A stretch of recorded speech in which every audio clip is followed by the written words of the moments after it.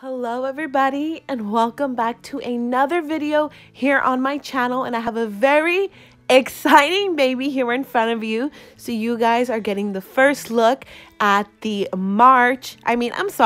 the February baby for our Patreon giveaway that is going to take place in just a couple of days. So I'm actually going to be basing this video around this baby, so I also wanted to take advantage of the fact that she's ready, that I just need to seal her, and that we need a video for Patreon this week, and I just thought it was the perfect opportunity to film her, and then you guys get to see her before anybody else. So anyway, I want to talk to you guys about sealing, some of the products that I use when it comes to sealing. So my number one to go is this thinning medium, with which, as you guys can tell, it is nearly empty.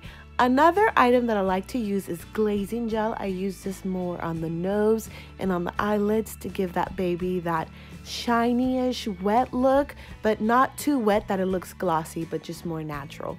Another thing that I do like to use is thick medium, and I use this more when it comes to painted hair, and also if I want to develop any type of texturing on the doll, which is also a way of sealing the doll, so that'll protect the paint, and the paint will definitely not fade when the doll is properly sealed with any of these three items.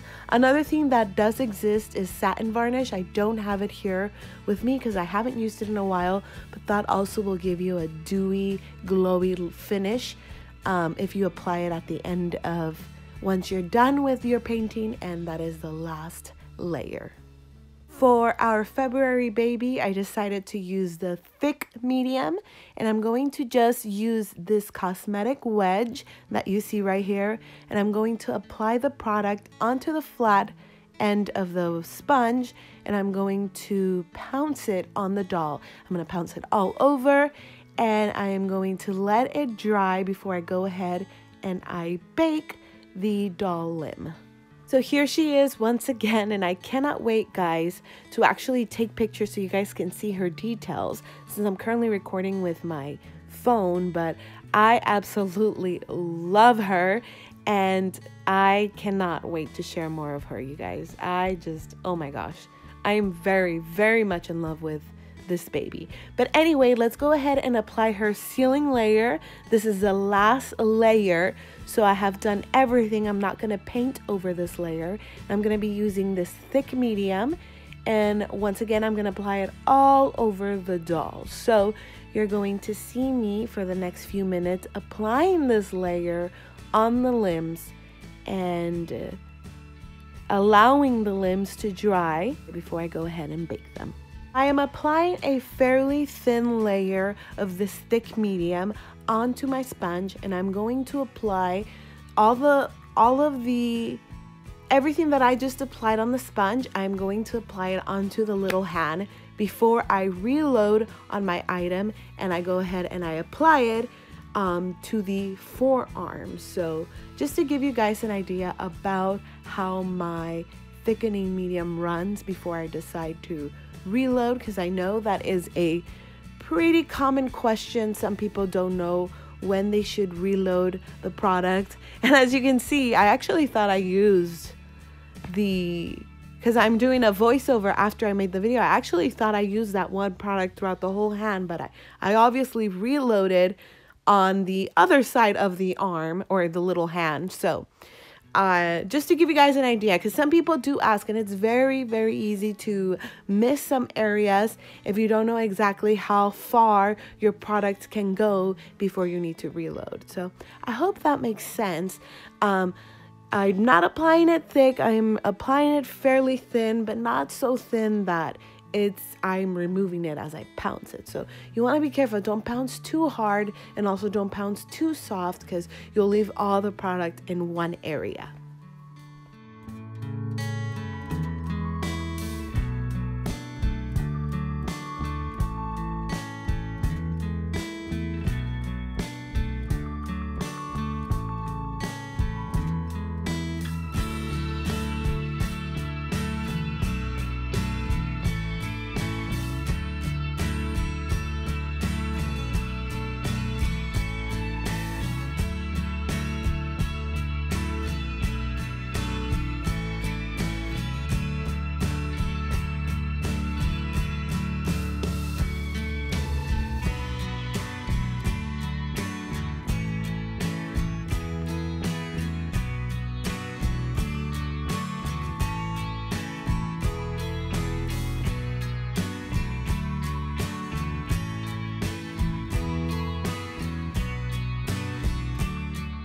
I have to tell you guys, I am so in love with this skin tone. I feel like this is by far my most favorite ethnic baby, besides the first ethnic Saskia that I made. I really adore this baby skin tone. This morning I was looking at it though, and I really felt like it needed a little bit of a more prominent veining throughout the whole doll. So I brought the veinings out a little bit by doing one layer of veining color on top of them, and it made them more noticeable, but they still look very under the skin. I used a very translucent mix of my veining color, not as thick as before, just to allow those veins to come a little bit more forward, a little bit more noticeable, and it made the skin tone just, it was alive then. It just became so vivid. I love it. So I wanted to tell you guys that because I was just amazed this morning when I was going over her veining.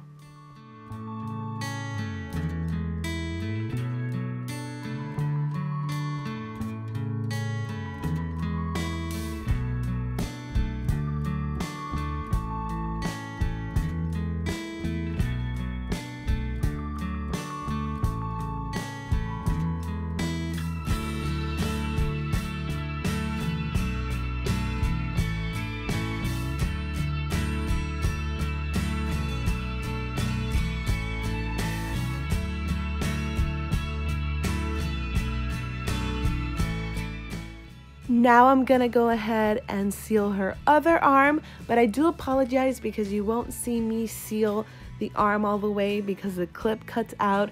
Unfortunately, I got a phone call during the middle of my recording and I didn't realize that the phone call came through, so it actually cut out what I was when I was recording, so it stopped filming, but I was still sealing because I had no idea that my phone had stopped filming. So I do apologize about that, but it is the same thing that I did to the previous arm I do to this arm.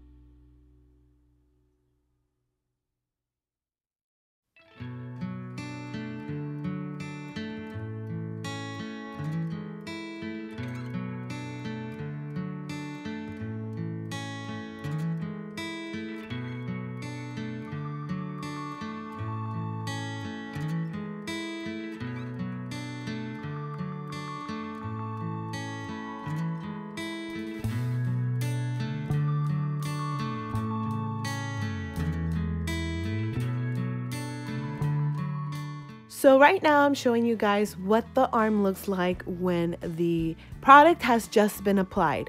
Well, this is what the arm looks like when the product has completely dried. As you can see, it looks very matte. There's absolutely no shine, no reflection of the light. And by this point, I go ahead and I bake my limb, and I go ahead and let it cool, and then I bake the other side and I let it cool, and then I bake it for a third time to make sure everything is nice and cooked and we're not gonna have any varnish coming off. It becomes powdery. That's how you know that your varnish is quote unquote raw and it needs more baking.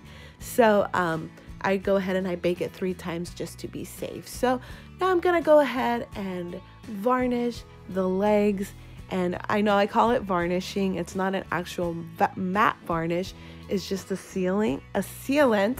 And I adopted the word varnish for everything, and it's really bad because I'll call everything varnish when in fact it's not. So I apologize about that. But anyway, I'm making sure here that I'm getting in between the toes and I'm applying my thick medium everywhere. Another thing I want to point out is as I'm painting and you're looking at my sponge, there's absolutely no paint on my sponge from my limb. This is good. This is how you know that you've cured your paint all the way when you've been painting and you've been baking and painting and baking and painting and baking. This is how you know that, you know, when you actually baked your limbs, every time you bake them, the paint actually cured and it's not going to come off. So if it wasn't baked, because this has happened to me in my career of learning how to reborn, you will see the paint on the sponge when you're sealing. So I would definitely recommend not continuing and actually going and taking the limbs back to the oven and making sure that the paint is cured by baking them again. It doesn't hurt anything to double check, you know, and make sure that everything is okay and you can actually seal your baby properly and you're not going to remove any of the beautiful job that you have already done.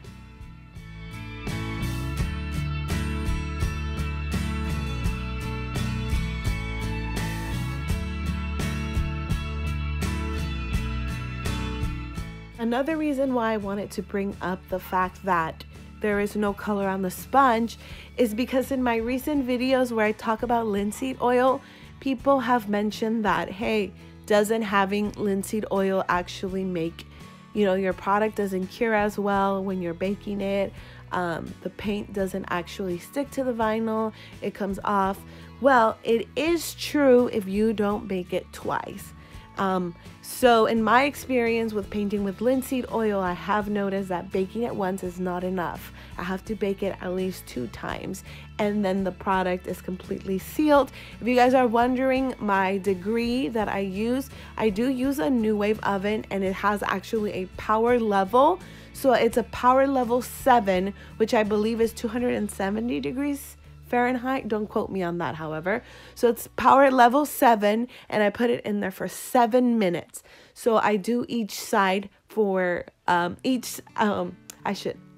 apologize. I bake each side once. So and there is cooling in between each session. So I just wanted to say that that I've been experimenting this week with painting and those are some of my findings and I wanted to share that with you guys.